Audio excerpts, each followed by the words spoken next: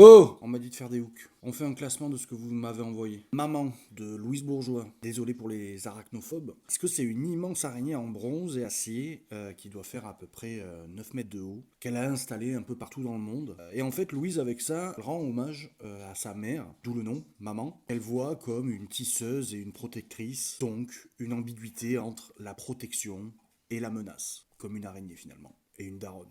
Pareil. Le message est cool, la forme aussi, j'aime bien, mais bref, voilà. Ensuite, on a JDK Akunili Crosby. J'espère que j'ai pas trop écorché le nom, je suis désolé. Alors là, j'avoue, je suis allé un peu me renseigner pour ce tableau, parce que déjà, très bon choix, et j'aime trop la technique. Peinture figurative, collage, transfert d'images, tout ça. Elle montre souvent des scènes intimes de quotidien. Et ça, j'avoue, j'adore parce que ça raconte des petits bouts d'histoire. Ça, je kiffe. Puis elle parle souvent de sa double culture, donc Nigeria, États-Unis, de migration, d'identité hybride, en superposant différentes sources visuelles. Ça, c'est ma cam. Ça, je kiffe quand on peut se raconter des petites histoires.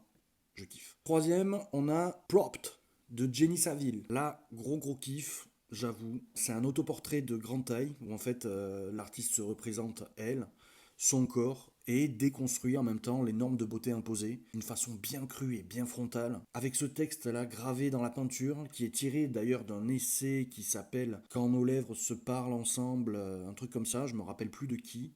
Si vous savez, n'hésitez pas à le dire en commentaire. Et c'est gravé en écriture miroir, comme Léonard de Vinci écrivait. Ça s'appelle l'écriture spéculaire, si jamais vous voulez briller un peu en soirée. Bref, un vrai kiff, ça me fait un peu penser à du Bacon ou à du Bomka, donc c'est normal que je kiffe ce genre de truc, quoi. Et en quatrième, waouh, Aurel Rubisch, bien connu pour son paper cut ultra détaillé, donc c'est du papier découpé mais à un level astronomique. Beaucoup de travail sur le motif ornemental, les silhouettes, les portraits, ça fait très art nouveau, ça peut même faire un peu tatou.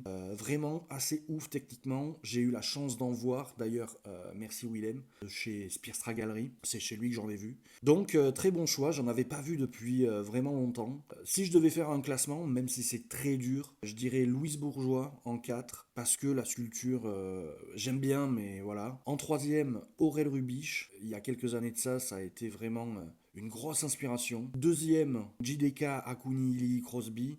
Et première, Jenny Saville, parce que les thèmes, la technique, ouais. Je kiffe tout de ce qu'elle fait, à peu près vraiment cool.